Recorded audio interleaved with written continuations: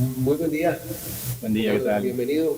El día de hoy estamos con un gran amigo, Fernando Recoba, de profesión comunicador, licenciado en comunicación, fundador de Tarobá, que ahorita nos va a contar de qué se trata Tarobá, cómo es esta fundación que se dedica, ¿verdad? Y todos sus alcances.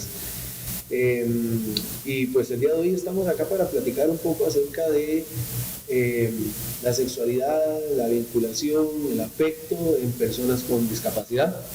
Un tema que para tener no sé cuántas sesiones, porque es sumamente rico teóricamente y práctico, y muchísimo sobre las vivencias de las personas con discapacidad y las respuestas que los servicios a nivel institucional en todos nuestros países latinoamericanos, pues en donde estamos. Bienvenido.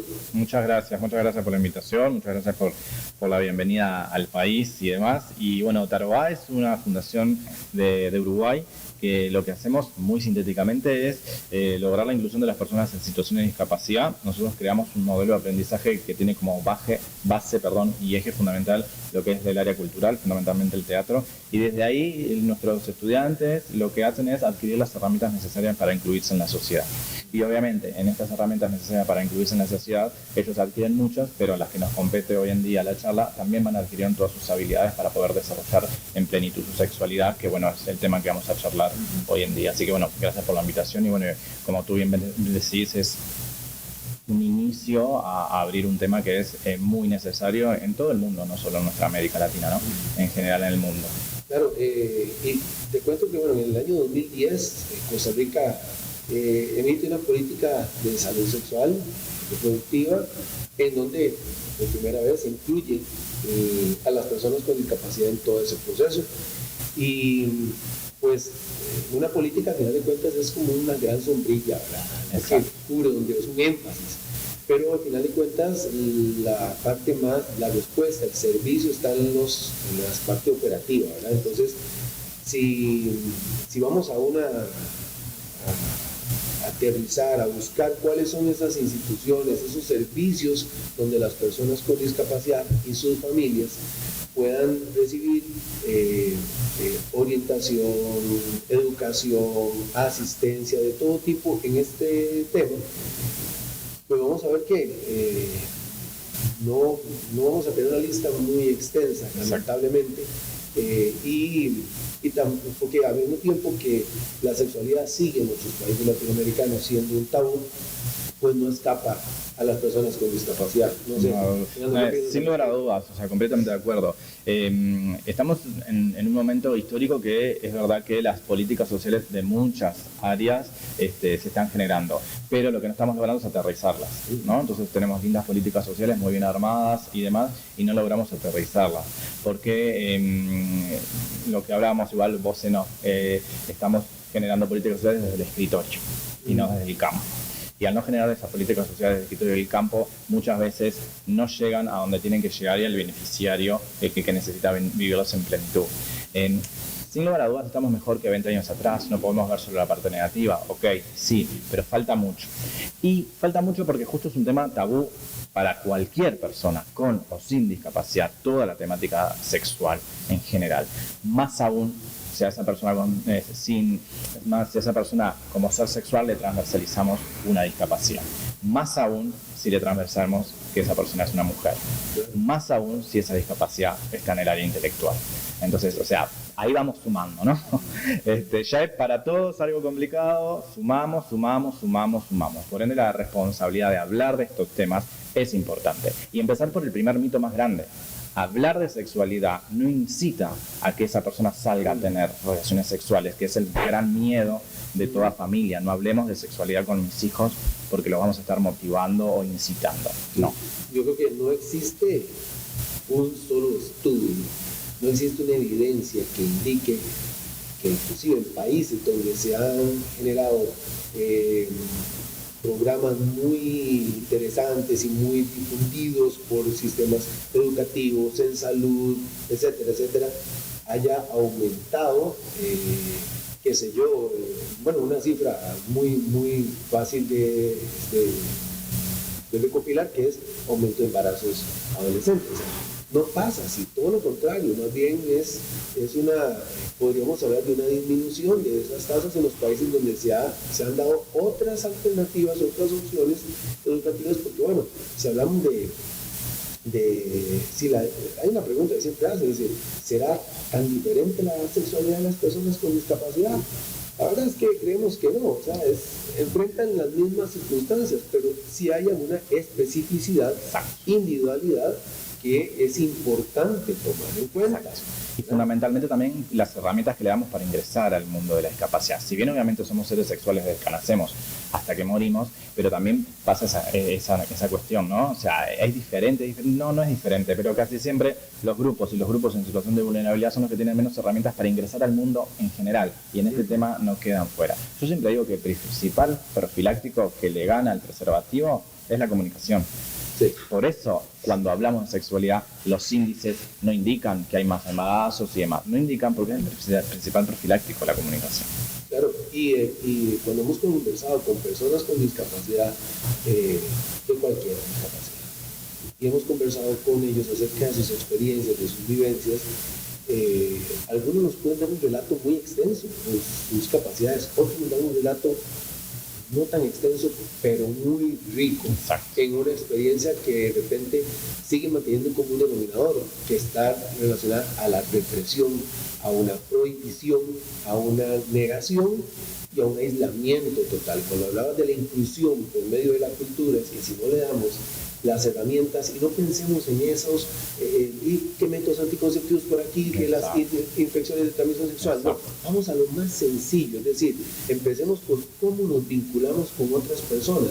Si la persona con discapacidad desde chico no tiene un bagaje de experiencias vinculantes, no solamente con su grupo primario, sino con otros, entonces, ¿cómo le vamos a exigir al final del camino que tenga y cómo se va a relacionar con otras personas desde la afectividad, desde el erotismo, etcétera? ¿Cómo lo va a lograr si no se le ofrecen estas herramientas básicas? Exacto.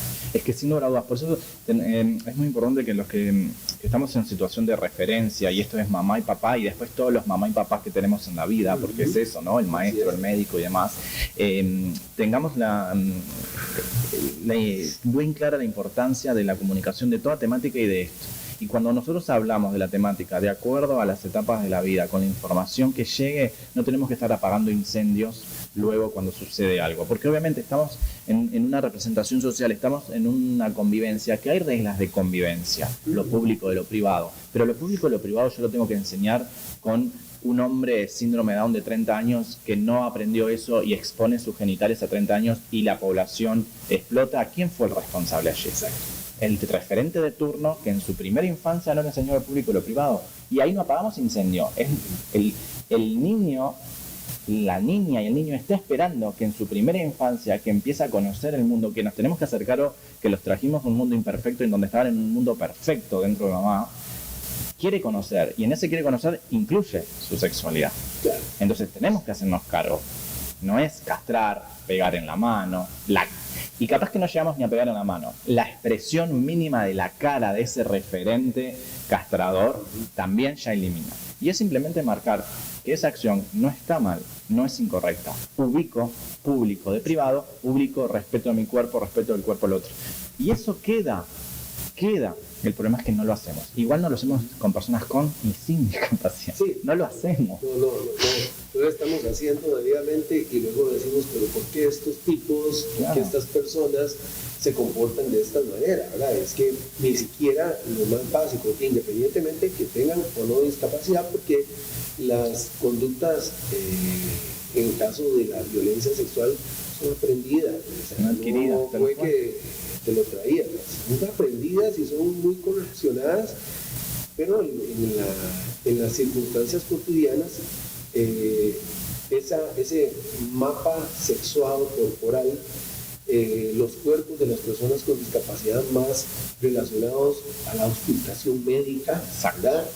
Que no está mal, pero es que no puede ser lo único. Exacto. Entonces ese cuerpo que está solamente circunscrito a exámenes de laboratorio, imágenes médicas, etcétera. ¿Y qué pasó con mi cuerpo? O sea, ¿cómo me relaciono yo con mi cuerpo y cómo esa desaprobación de la mirada del otro cuando encuentran al chico con una manita en sus genitales estimulándose? ¿Cuál es la expresión? ¿Qué es lo que hago ahí? Entonces, a partir de ahí, si no le ofrezco la información, vamos a tener entonces, ¿cómo va a hacerlo cuando llega al centro educativo? ¿Verdad? Entonces, vamos a ver, pongamos un ejemplo, es decir, dejamos los pañales a un momento de la vida, ¿verdad? Pero ¿qué pasaría si los pañales fueran per se? No los sacamos, nadie nos dijo que podíamos quitarnos nuestros pañales porque ya podemos hacernos cargo nosotros de ir al baño. Lo mismo pasa con las personas con discapacidad. O sea, si les damos el entrenamiento adecuado, el aprendizaje en los contextos protegidos, adecuados, con evidencia científica, no hay tanto rollo. ¿Sabes lo que pasa, Cristian? Por eso yo uso una palabra y fuertemente en este trabajo que hemos hecho en América Latina lo remarco. Porque son personas en situación de discapacidad y los que lo colocamos en la situación somos nosotros. Y hasta nosotros mismos nos pudieron haber colocado en situaciones de discapacidad si no ponemos a pensar en el trayecto de nuestra vida. Entonces es el entorno que vuelve, al no dar estas indicaciones, vuelve a ubicar a la persona en situación de discapacidad, ya no importando la condición.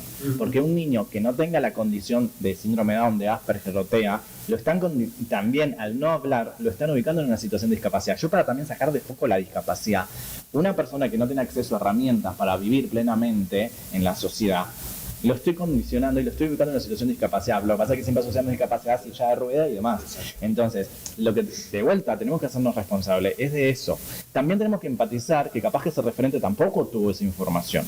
O lo que hablábamos también en Voz en Off, tiene muchos fantasmas, cuestiones internas que si no las empieza a sanar o a buscar apoyo, tampoco uno tiene que ser experto en esto, ni tampoco hay que ser sexólogo para hablar de sexualidad. Pero sí, busco apoyo, busco guía, que también cuesta mucho pedir apoyo acerca de sexualidad, porque también nuestras sociedades, que en sí están muy transversalizadas, en el caso de Uruguay no tanto por ser un país laico, pero también transversaliza mucho la religión, que en este aspecto perjudica en este tema puntualmente, con todo respeto, ¿no? Pero es la realidad, hace que no hablemos. Pero eso impacta a todo el mundo, por eso digo que es una temática que es muy importante hablar tranquilamente, porque impacta a todo el mundo, le impacta a la mujer, le impacta a la persona en situación de discapacidad, le impacta al niño que tiene esa necesidad de explorar porque necesita conocer el mundo y es la forma que tiene en ese momento de su vida de conocerlo. Y es para que la gente lo entienda, porque también, ¿sabes lo que nos pasa? Que yo muchas veces lo digo en las charlas y nos reímos, nosotros también lo hicimos, lo que pasa es que nos olvidamos. Sí, claro, de alguna u otra manera vamos a reproducir en lo cotidiano cualquier tipo de manifestación simbólica de la represión cultural, y es ahí donde, en el caso de las personas con discapacidad, cuando ya de por sí las barreras del entorno, las que están ahí, las que todos sabemos, ahora tienen que tratar de trepar, y aún así, cuando hablamos de temas de cómo se vinculan, entonces todavía llegan a un mundo inhóspito donde dijeron, pero mira, me trajeron aquí, pero yo no sé cómo debo comportarme. Entonces vemos a estos chicos y a estas chicas que, o sea, ¿cómo se llevan con un amigo o una amiga? ¿Qué es ser un amigo o una amiga? ¿Cuáles son los componentes que tienen que ver? ¿Cuál es el respeto? ¿Cuáles son los límites que tiene la convivencia? ¿Qué es ser un novio en el contexto aquí latinoamericano? ¿Qué es estar casado? ¿Qué es estar en unión libre? ¿Cuáles son las diversas formas de poderse vincular? Entonces, cuando estamos porque muchas de las consultas que nos hacen es cuando ocurre algo. Exacto, el incendio. ¿Verdad? El incendio que es, o dos chicos adultos encuentran en un lugar, en un centro educativo, en una conducta erótica, conducta sexual, ¿verdad? Entonces, todo el mundo se escandalizó. La pregunta es, ¿tienen espacios de privacidad? ¿Alguien les dijo cuáles eran los mejores lugares para tener un espacio de privacidad, de erotismo?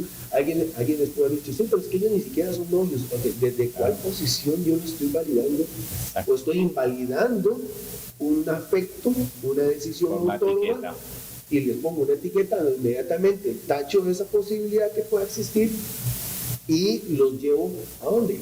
A un rincón, una vez más inhóspito, donde está la represión. Entonces usted ya no viene más aquí a este centro educativo, los vamos a separar y se vuelve ahí. ¿Cuánto no? En algunos casos, la gente de medicina y psiquiatría nos dicen, aquí nos traen personas porque las descubrieron autoestimulándose. O sea, eso no es ningún criterio para llevar a una persona a un servicio de salud. Entonces, imagínense la rigurosidad, lo extremo que podría ser esto. Pero vemos cómo puede generar, cómo sí existen las posibilidades para que esto no se dé y que las personas puedan vincularse de mejor manera. Porque lo hemos tenido y hemos tenido los relatos y las vivencias de personas con discapacidad que se les ha ofrecido esas herramientas y no han logrado estupendamente. Exacto. Sí, no, hay casos de éxito a nivel internacional y hasta logrado constituir la familia estándar, hegemónica y demás, y logrado también procrear, sin lugar a dudas. Es posible, por eso cae todo más en lo vincular, en lo social, por eso estamos muy fuertemente parados en el paradigma social y no tanto en el médico.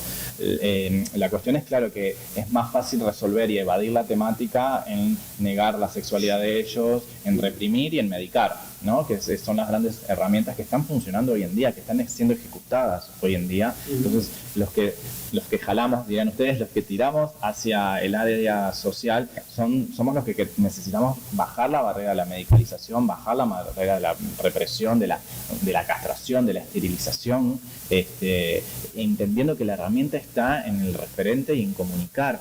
Con esto no vamos a pintar un mundo color de rosas, hay que tener sentido crítico. ¿Riesgo va a haber? Sí, va a haber riesgo. No estamos diciendo si hablan no va a pasar nada, puede pasar, no estamos dando una fórmula de éxito, pero vamos a estar respetando sus derechos humanos, vamos a estar respetando sus derechos a familia, sus derechos a mucho, porque también siempre asociamos sexualidad solamente a la genitalidad, y la sexualidad es gigante, es una carta de amor, es cómo me visto, es cómo te miro, o sea, es muchísimo la sexualidad. Entonces también, como el adultocentrismo solo asocia la sexualidad a la genitalidad, ahí es cuando aparece el miedo. Y nosotros que hemos tenido años, hay veces que parejas, lo que es un acto sexual no tiene nada que ver con una penetración y viven su sexualidad desde un lugar que no tiene que ver la penetración. Y a mí me vienen a veces parejas que me dicen sí porque hicimos el amor, y colapsa la mamá, el papá, la directora, la maestra, porque nosotros, como somos adultos, la tenemos clara, nosotros ya empezamos a hablar en vez de preguntar para esa pareja ¿qué es hacer el amor? Porque capaz que no es lo mismo que para mí. Y a mí me han pasado muchas parejas que no tienen coito en su sexualidad y son plenos, porque para ellos eso es plenitud, y es dormir de la mano, o dormir desnudos, o pasar una noche romántica acá, o ir para allá, o todo lo que es ¿no? Entonces también vuelvo a la parte de la responsabilidad del referente, en donde colocamos nuestros fantasmas, genitalizamos todo, estamos en una infantilización gigante en América Latina, gigante. Sí, infantilización y un mundo romántico de colores que al final de cuentas no es lo que realmente las personas necesitan como parte de su educación y de su formación para desenvolverse en un contexto común de una casa. Entonces le decían una vez a algún papá y a dos familias que estaban en shock realmente, porque ellos no tardaban en llegar, no tenían para estar en un departamento, pero entonces llegaban uno a la casa del otro. Y entonces no tardaban en llegar cuando ya ellos se iban a la habitación. Entonces ya ellos se escandalizaban por eso, y entonces les decíamos, vamos a ver, ustedes prefieren que en algún momento ellos tengan que recurrir, y en el momento que salen del centro educativo los traiga la policía porque los encontraron semidesnudos en un predio. Entonces, ¿qué es lo que pasa? Entonces, vamos a ver si es que, ¿qué es lo que hay que revisar en todas estas necesidades? Pero necesidades específicas de las personas en la convivencia. Entonces, ¿qué hacen los novios cuando llegan a la casa? De repente van a preparar tendrán comida con toda la familia, etcétera, tendrán su momento de privacidad, pero se le dio la preponderancia a la genitalidad, al erotismo en sí, como el único fin, ¿verdad? Y eso asusta a todo el mundo, pero no genera respuestas, ¿verdad? Y siempre es, entonces, separémonos. Exacto. Una vez más, entonces vamos a limitar el derecho autónomo a poder decidir con quién quiero estar. Exacto. Y la pregunta es que la mayor parte de las personas con discapacidad pues logran tener, y algunos en situaciones de mucha vulnerabilidad, son en sus entornos educativos sus únicos lugares de reunión y de convivencia. Quítele eso y básicamente es como si estuvieras en un sistema penitenciario. Es que sin lugar a dudas, y en este momento histórico que está tan de moda la palabra accesibilidad, estamos haciendo accesibilidad de acá para afuera, no estamos accediendo a nuestro cuerpo. O sea, estamos accediendo al edificio, estamos accediendo, bueno, a la cultura, bienvenido sea, pero estamos accediendo de acá para allá. Pero de acá hacia mí, o sea, el acceso a mi cuerpo, no estamos accediendo desde ese lugar, ¿no? Entonces, desde ahí, toda esta violación de los derechos humanos que están adquiriendo las personas en situación de discapacidad es muy grande. También está bueno que ellos también se empoderen y tomen su voz, porque muchas veces me dicen, no, pero lo que pasa es que nosotros no tomamos políticas sociales o no tomamos ninguna acción porque ellos nos dicen, pero claro, tienen las herramientas para tener esa voz activada, porque si yo no desarrollé el lenguaje, por más que quiera defender un derecho, no puedo hablar.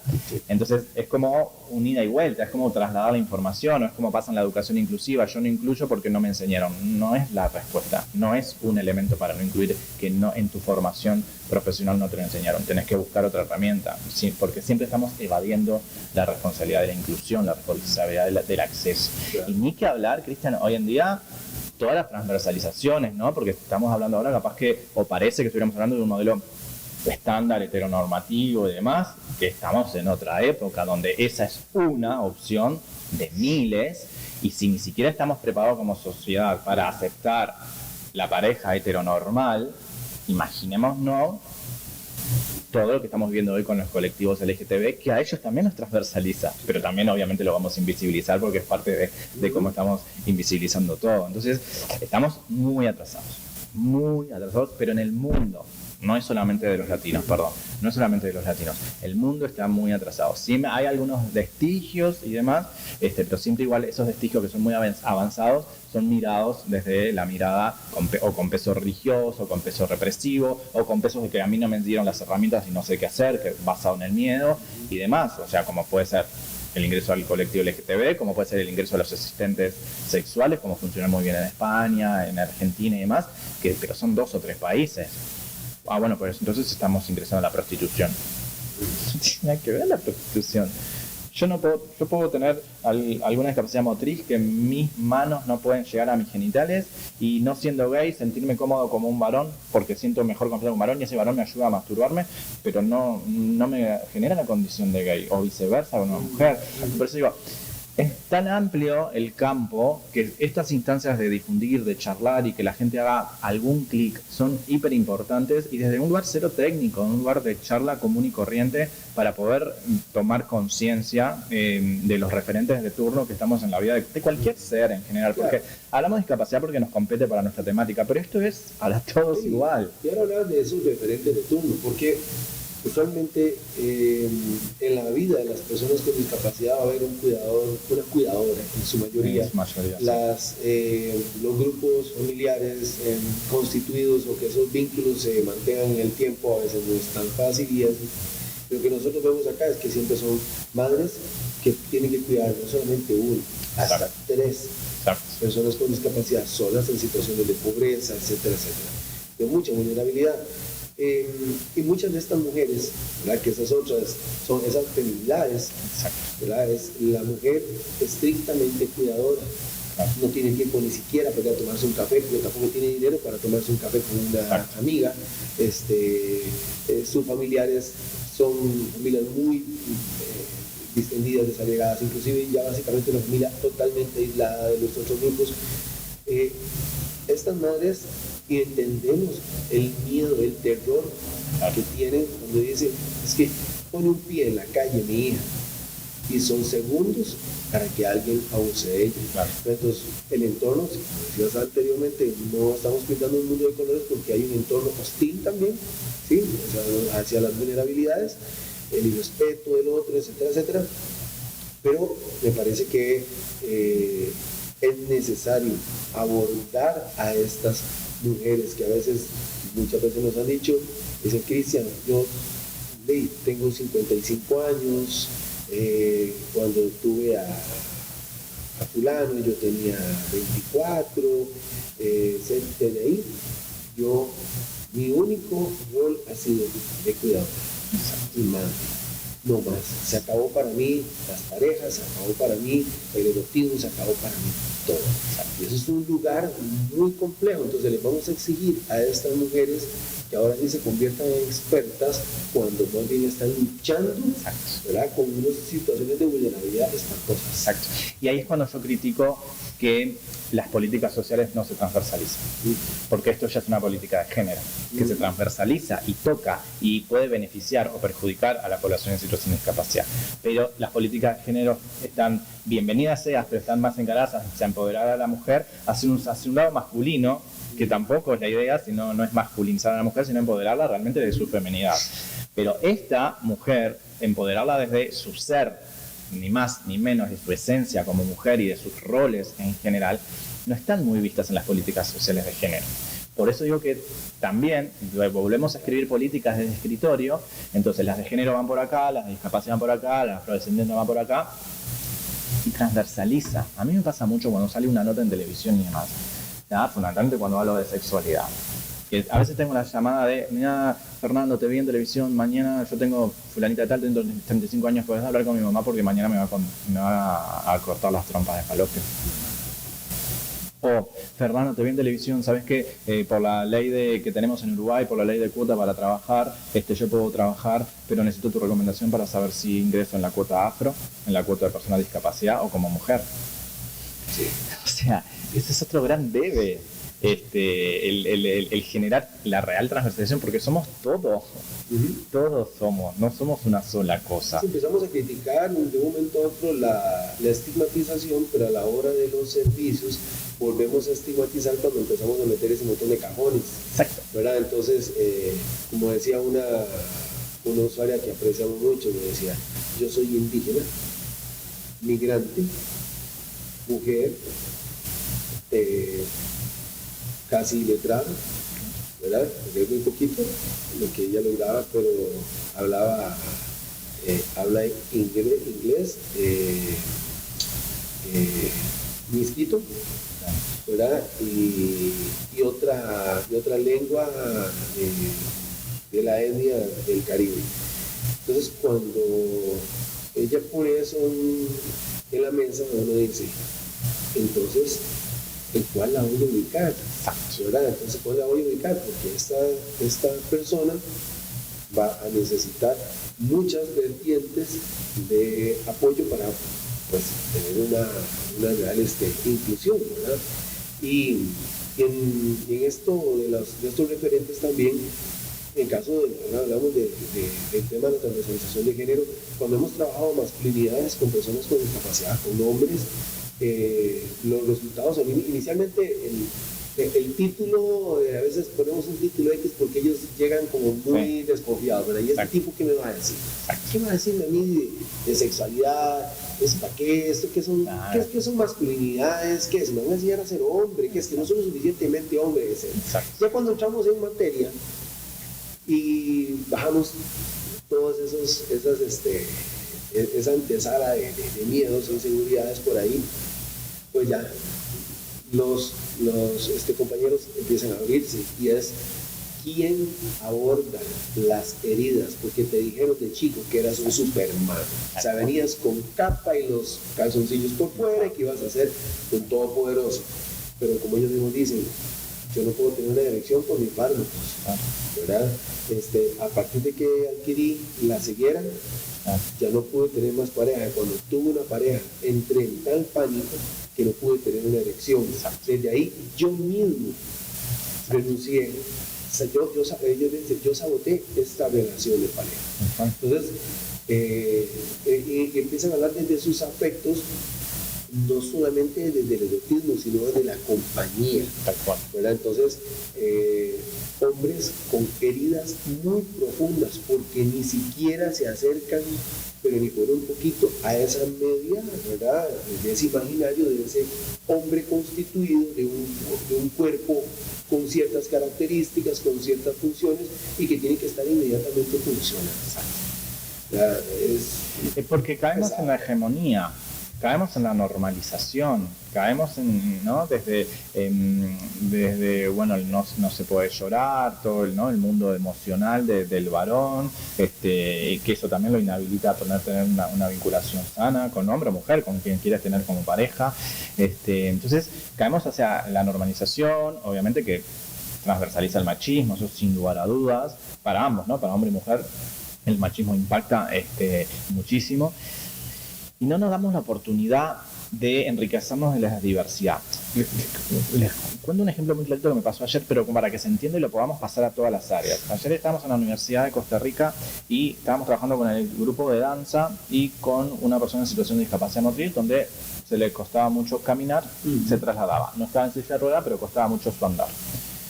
Y le digo, bueno, hagamos la exposición, él hace una danza y yo invito a todos los profesores que están allí de danza de la universidad y a sus alumnos, al que quiera, de forma improvisada, se une.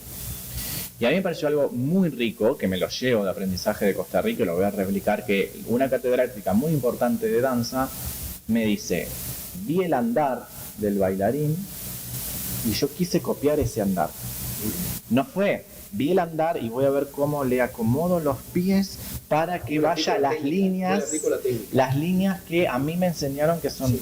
No, es eso la diversidad, es adaptarnos a esa riqueza, porque no hay nada bien y mal, no se puede manejarlo, mucho menos en la sexualidad, el moralismo desde ese lugar. Entonces me parece que tenemos que ir hacia ese lado, ¿no? Hacia la sexualidad tiene que estar de un macho y una hembra, en donde el macho no,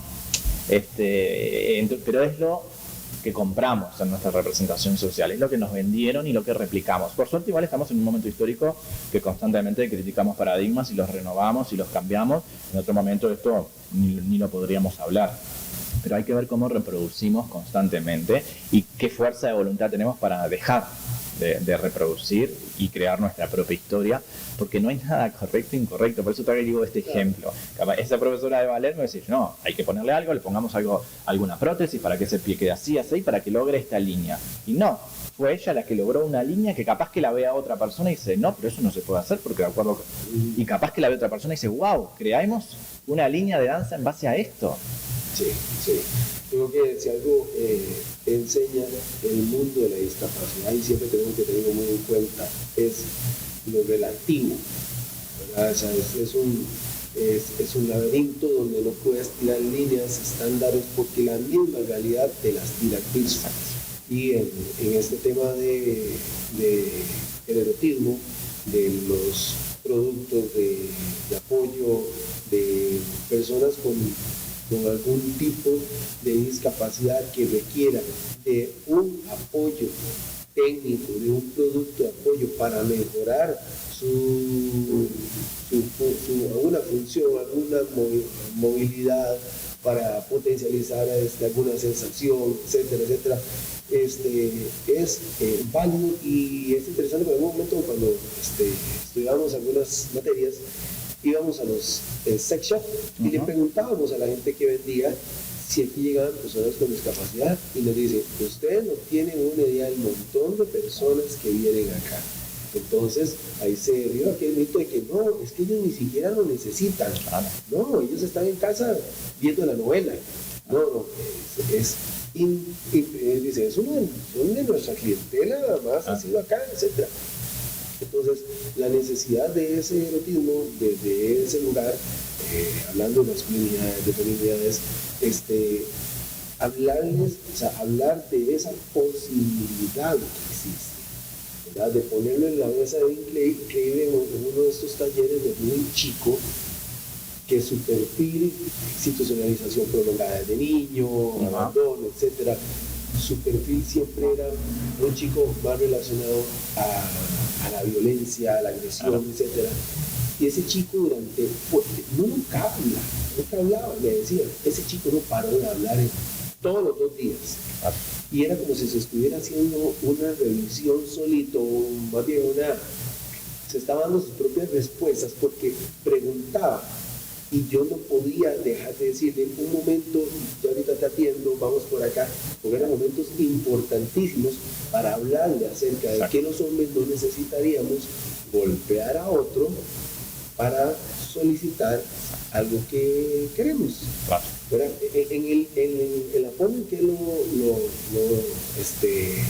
exteriorizaba, cuando hablábamos de las maneras de ser hombre, entonces él mismo ponía una serie de ejemplos de esos, llamémoslos como esos arquetipos, esas formas de expresión, en donde él mismo hacía, las compañeras que estaban ahí estaban sorprendidas, pues, ¿cómo llegó este chico a podérselo cuestionar? Exacto. Si era la primera vez que tenía un contacto con eso, entonces dice, si este chico tan joven de 22 años que viene saliendo de un proceso de institucionalización a uno de menor, más distendido, etcétera, lo puede hacer. Entonces de repente a nadie se le había ocurrido que eso era mejor que de repente haberlo dado medicación, porque tal vez no era lo que necesitaba en ese momento, o ya de repente ya no necesita tanto. Exacto. ¿Verdad? Y vamos a esto, o sea, los mismos médicos, ellos insisten, la gente de medicina, profesionales de medicina, ellos dicen, los fármacos no son mágicos, no cambian conductas, lo que hacen es atenuar. Exacto. Pero hay cosas que no se vienen aquí con una persona con discapacidad que se desnudó o que estaba autoestimulándose, etcétera. No, la autoestimulación más bien responde porque está en un solo lugar, sin estímulos, el hastío, te regañan por todo, etcétera, etcétera. ¿Cuál era el único escape que tenía esta persona?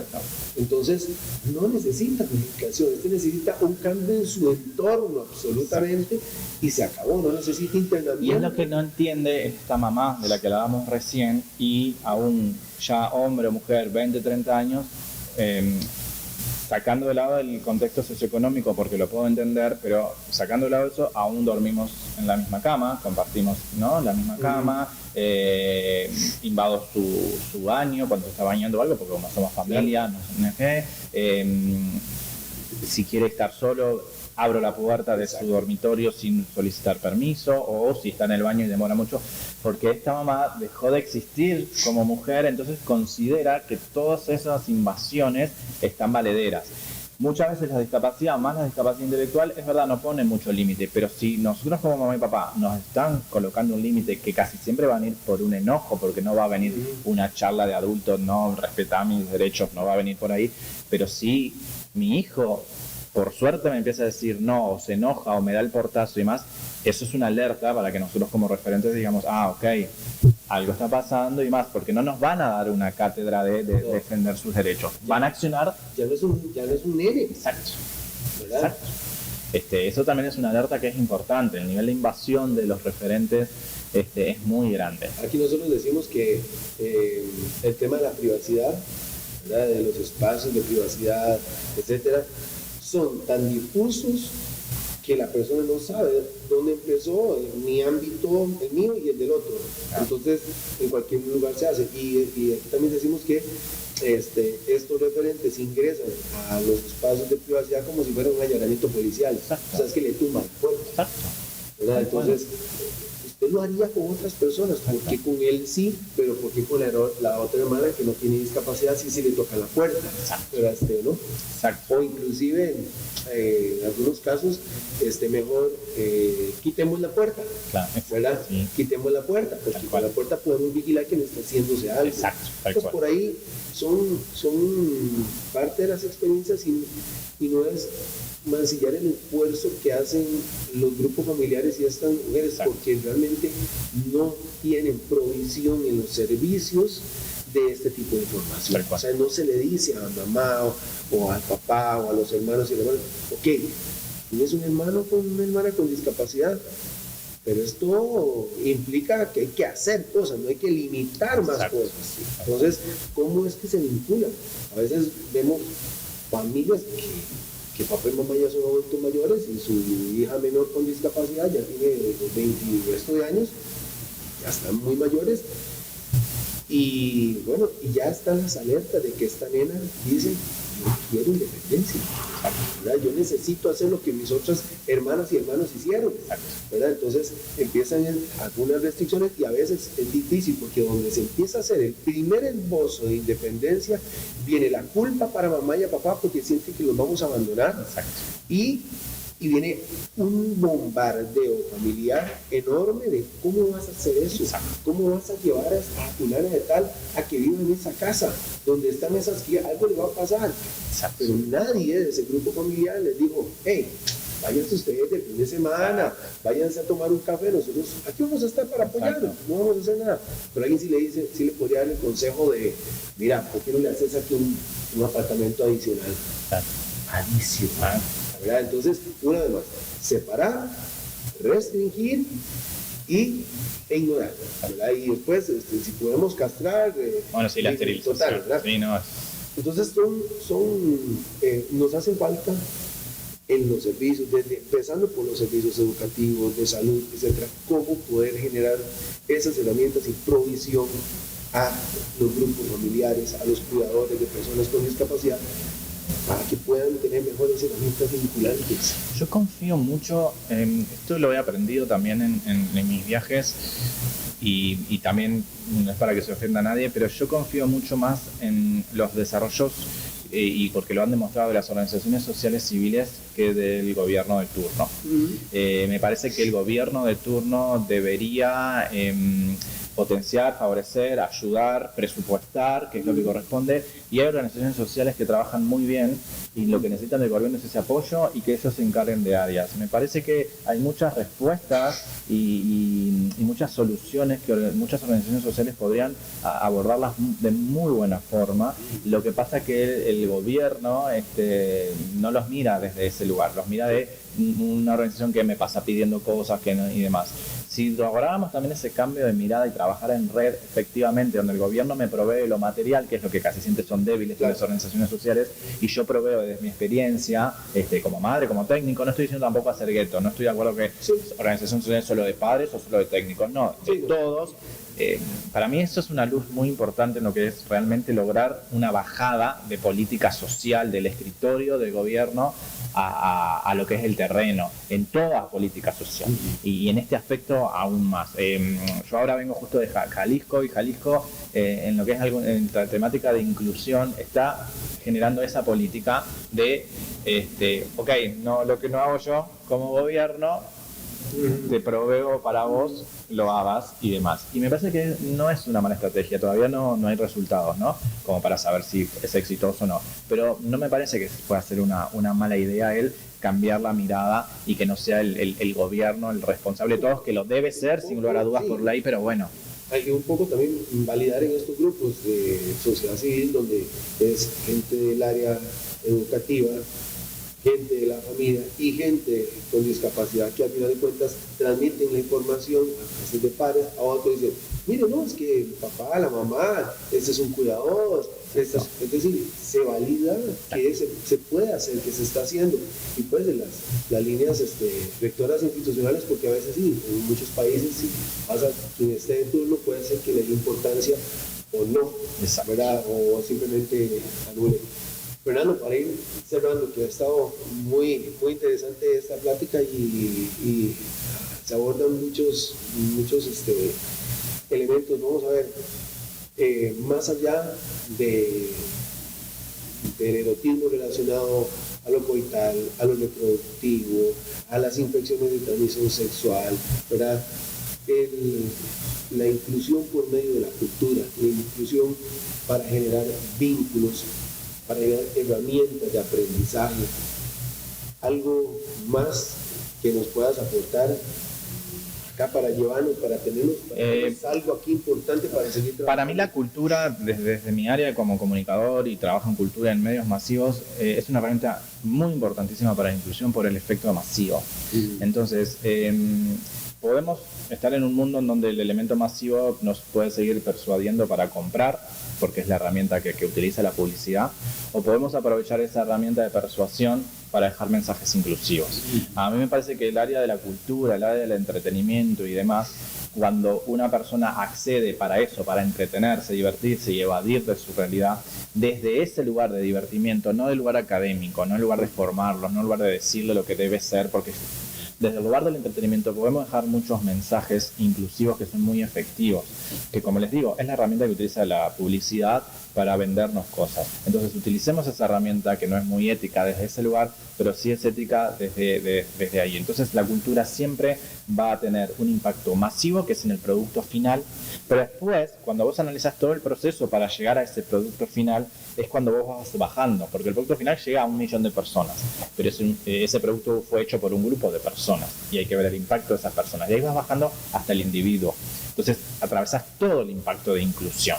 Entonces ese individuo fue empoderado para lograr ese producto artístico y en ese producto artístico adquirió habilidades blandas como esto, aquello, el respeto al cuerpo del otro, el trabajo del cuerpo en lo que son las herramientas artísticas. Se usa mucho mi cuerpo y mucho el cuerpo del otro. Entonces la herramienta, esto, mi cuerpo, tu cuerpo, lo público, lo privado, a donde quiero que llegues, a donde no quiero, el respeto del sí, ¿no? Lo adquirís a través de ahí. Pero como lo adquirís de vuelta desde el entretenimiento, desde el goce por algo que estás haciendo, no visualizás lo genital, no basas a eso, porque eso es otra herramienta. Entonces, el trabajo de la inclusión a través de la cultura, del arte o de eventos masivos impactan desde el individuo, el grupo que lo creó y después el grupo que lo recibe en ese efecto, sea obra de teatro, programa de radio, programa de televisión, película o lo que sea. Para mí es una herramienta excelente pensar desde ese lugar, desde mi lugar, pero desde mi lugar a mí me gusta que sea del entretenimiento por esta cuestión de acceder al entretenimiento y que no sea académico, pero bueno, si hay documentales, bienvenidos sean, es otro formato.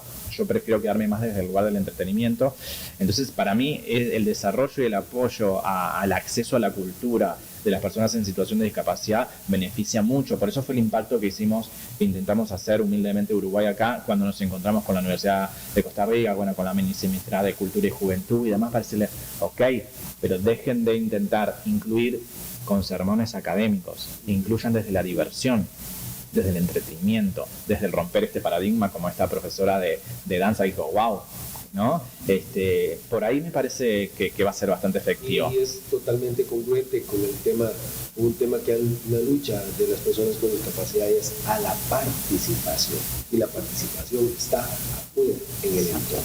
Entonces es una vía que de repente, como dice, bueno, la academia tiene sus métodos, pero usualmente, hay que salir de la academia. O sea, la teoría, el método y la parte filosófica, el pensamiento crítico, todo eso es fundamental, pero hay que ponerlo en un formato que sea más llevadero, más cotidiano. ¿Verdad? Y eso me parece algo diferente, es una vía de acceso diferente que permite la participación, pero al mismo tiempo estas otras herramientas. Sin lugar a dudas, y sin olvidarnos que no puede ser exclusivo, no es armemos un programa solo para personas con discapacidad, no es ser inclusivo, porque hay veces que muchas veces me pasa, uy, mira, te vino una nota y armé toda una producción de una comedia musical y donde todo el elenco tiene discapacidad. No era eso. De eso no se trata. Fernando, muchísimas gracias. Ya se nos acabó el tiempo, pero esperamos conversar en otro momento y estamos pues aquí en Uconambis, las puertas abiertas siempre y estaremos colaborando y esperando trabajar y generando más inclusión y que más personas con discapacidad pues se puedan validar su derecho a la libre elección, al erotismo, al afecto, a la vinculación, ¿no? Y muchísimas gracias. Un gusto. Muchas gracias, en las órdenes para trabajar en conjunto Uruguay-Costa Rica y Costa Rica-Uruguay, porque sin lugar a dudas que para lograr un mundo más diverso e inclusivo tenemos que trabajar en red. Así que, muchísimas gracias. Gracias.